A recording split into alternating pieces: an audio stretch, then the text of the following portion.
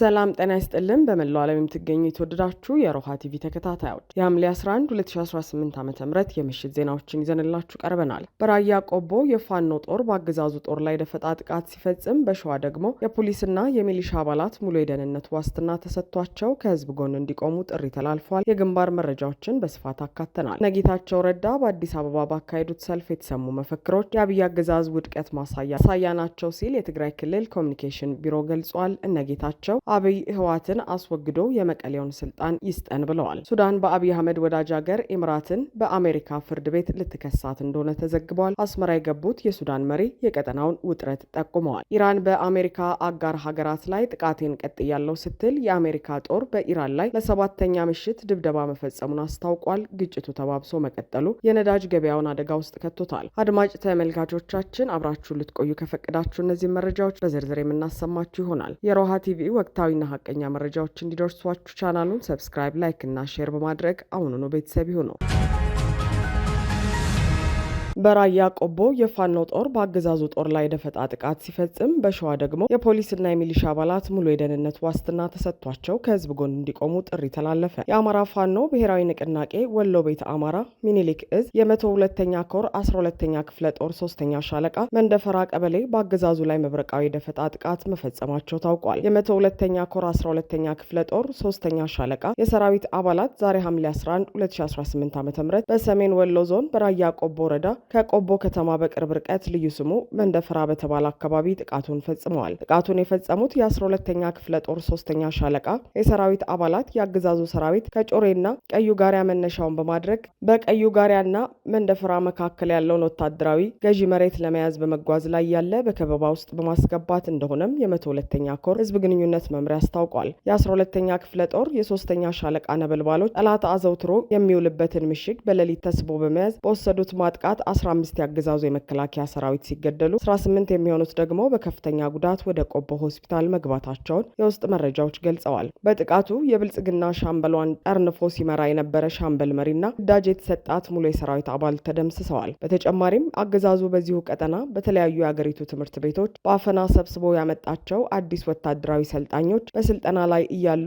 ወደ ውጊያ እንዲገቡ በመደረጋቸው ምክንያት የገፈቱ ቀማሽ ሆነዋል። የብልጽግና አገዛዝ በመላው አማራ ህዝብ በደረሰበት የፖለቲካ ኪሳራ ከፍተኛ ውዝግብ ላይ መሆኑ ይታወቃል ያለው ኮሩ ሴትና ህጻናት እንዲሁም ከተማ ለሚኖሩ አዛውንት የማይጨነቀው ቡድን ዛሬም እንደ ትናንቱ የቁጣ ማብረጃቸው ምስኪን የአማራ ገበሬ ላይ የከባድ መሳሪያ ድብደባ ማድረጋቸውን ገልጿል። በዚህም ምክንያት በርካታ ንጹሃን አርሶ አደሮች መስዋዕትነት የከፈሉ ሲሆን ገሚሱ በከፍተኛ ጉዳት ላይ እንደሆኑ የአካባቢው ማህበረሰብ ገልጿል። ይህ በእንዲህ እንዳለ የአፋብን ሸዋ ጠቅላይ ግዛት አሳምነው እዝ ከሰም 2ኛ ኮር ኃይለማርያም ማሞ ክፍለ ጦር ለሚሊሻና ለአድማ ብተና ፖሊስ አባላት ጥሪ አስተላልፏል። ክፍለ ጦሩ የሚሊሻና የአድማ ብተና ፖሊስ አባላት ሆይ ዛሬ አገራችን ያለችበት ወቅታዊ ሁኔታና አምባገነኑ ስርዓት እናንተን ከገዛ ወገኖቻችሁ ጋር ለማጋጨትና ለስልጣኑ ማራዘሚያነት ሊጠቀምባችሁ የሚሄድበት መንገድ እጅግ አደገኛ ደረጃ ላይ ደርሷል ብሏል። ኃይለማርያም ማሞ ክፍለ ጦር ታሪካዊና ወንድማዊ ያለውን ጥሪ በ5 ነጥቦች ከፍሎ ዘርዝሯል። አንደኛው ከህዝባችሁ ጎን ቁሙ የሚል ሲሆን የአምባገነኑን ስርዓት ህዝብን የመጨፍለቅና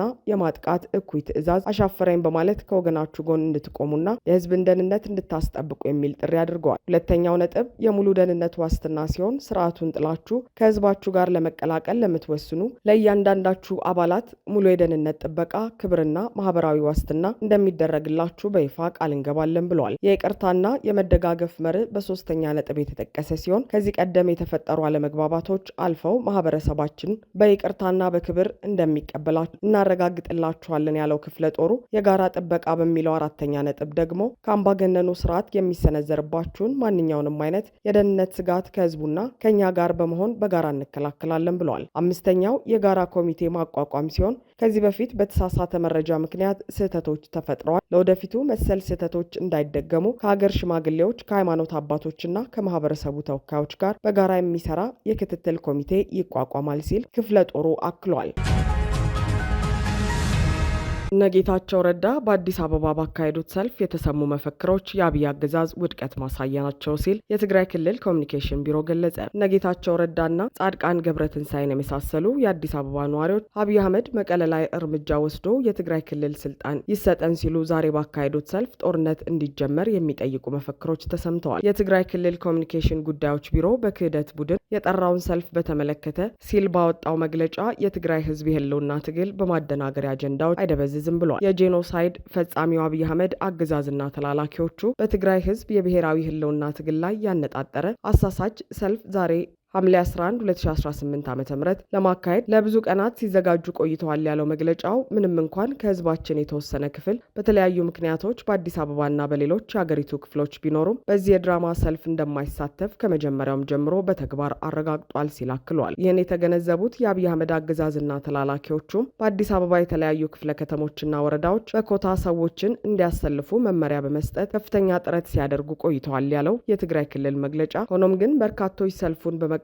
ለትግራይ ህዝብ የብሔራዊ ህልውናና መብቶች ትግል ያላቸውን ድጋፍ ማረጋገጣቸውን አስረድተዋል። ምንም እንኳን በተወሰነ መጠን ቢሆንም በዛሬው ሰልፍ ላይ የትግራይና የኢትዮጵያ ባንዲራዎችን በአንድ ላይ ይዘው በትግርኛና በአማርኛ የተጻፉ መፈክሮችን በመያዝና በተለያዩ አለባበሶች የተሰለፉ ሰዎችን ተመልክተናል ያለው መግለጫው ከጉዳዩ ጋር ያልተያያዙ ድንኳኖችን ያቆሙና ከሰልፉ ዓላማ ውጭ የሆኑ አጀንዳዎችን ሲያቀርቡ የነበሩ አካላትንም ተመልክተናል ሲል አስፍሯል። ይህም የአብይ አህመድ አገዛዝና ደጋፊዎቹ ውድቀት በግልጽ ያሳየ ሲሆን በሚመራው ህዝብ ዘንድም ከጊዜ ወደ ጊዜ እየተገለለና እየተጣለ መሆኑን ያሳየ ክስተት ሆኗል ሲል ቢሮ ገልጿል። የትግራይ ክልል ኮሚኒኬሽን ቢሮ በአጠቃላይ ሲታይ በትግራይ ህዝብ የብሔራዊ ህልውናና የመብቶች ትግል ላይ ለመቃወም የተጠራው ይህ ሰልፍ ውጤት ያላመጣና ያልተሳካ ሆኖ አልፏል ያለ ሲሆን በተቃራኒው ግን በትግራይ ህዝብ ላይ እንደገና የዘር ማጥፋት የመፈጸም ፍላጎት የአገዛዙና የተላላኪዎቹ አቋም መሆኑንም በግልጽ ማሳየቱን ገልጿል።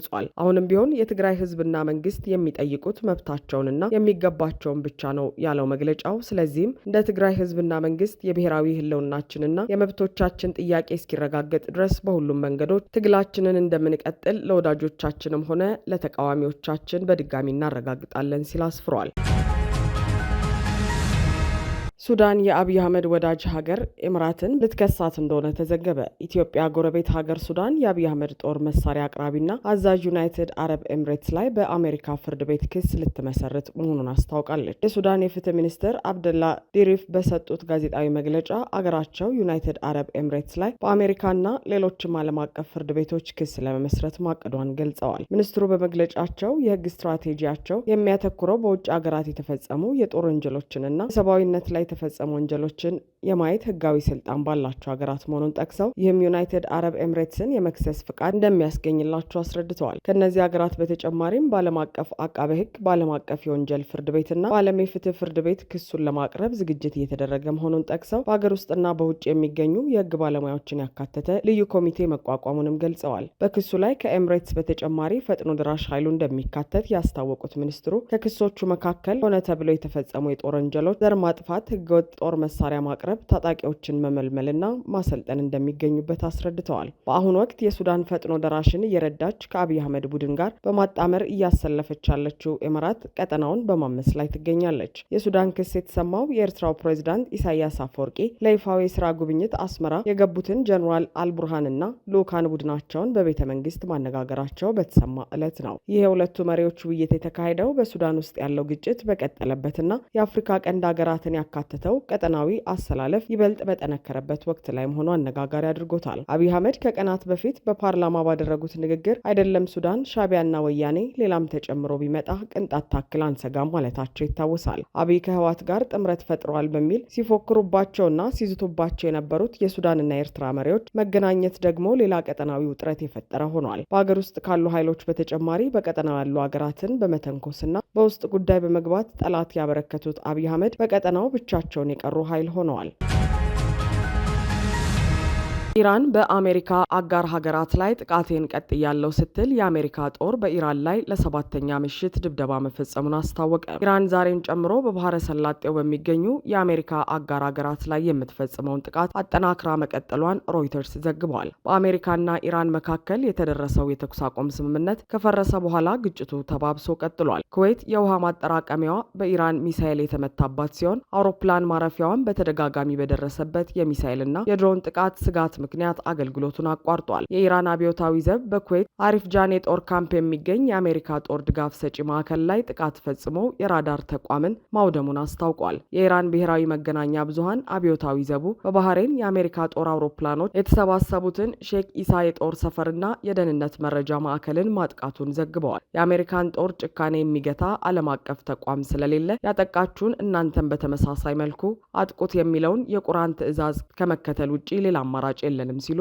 የአብዮታዊ ዘቡ በመግለጫው አስታውቋል። ዘቡ በዚህ መግለጫው በአካባቢው የሚገኙ የአሜሪካ አጋሮች ተጨማሪ ጥቃቶች ሊያጋጥሟቸው እንደሚችሉ አስጠንቅቋል። ትናንት ሁለቱም ወገኖች በመርከብ እንቅስቃሴ ላይ ያነጣጠሩ እርምጃዎችን የወሰዱ ሲሆን የአሜሪካ የባህር ኃይል ወደ ኢራን የሚሄዱ መርከቦችን አግዷል። ቴህራን በበኩሏ የዓለምን የ1/5 የነዳጅ አቅርቦት የሚተላለፍበት ወሳኝ የውሃ መስመር ላይ ሕግ የጣሱ ያለቻቸው መርከቦች ላይ ማነጣጠሯን አስታውቃለች። ፕሬዚዳንት ዶናልድ ትራምፕ ከቴህራን ጋር የተደረሰው የተኩስ አቁም ማብቃቱን ካስታወቁ በኋላ የአሜሪካ ጦር ለሰባተኛ ምሽት ድብደባ መፈጸሙን አስታውቋል። የአሜሪካ ማዕከላዊ እዝ በኤክስ ገጹ ላይ ባጋራው መግለጫ ጦሩ የቅኝት ጣቢያዎችን፣ የወታደራዊ ሎጂስቲክ መሰረተ ልማቶችን፣ ከምድር በታች የሚገኙ የጦር መሳሪያ ማከማቻዎችንና የባህር ኃይል አቅሟ ላይ ድብደባ መፈጸሙን አስታውቋል። የአሜሪካ ሴንትራል ኮማንድ ወይም ሴንትኮም ለበርካታ ሰዓታት ድብደባውን ከፈጸመ በኋላ ከእኩለ ሌሊት በፊት ማቆሙን በመግለጫው ላይ አመልክቷል። ማዕከላዊ እዙ በመግለጫው ሌሊቱን ለፈጸማቸው ድብደባዎች የአሜሪካ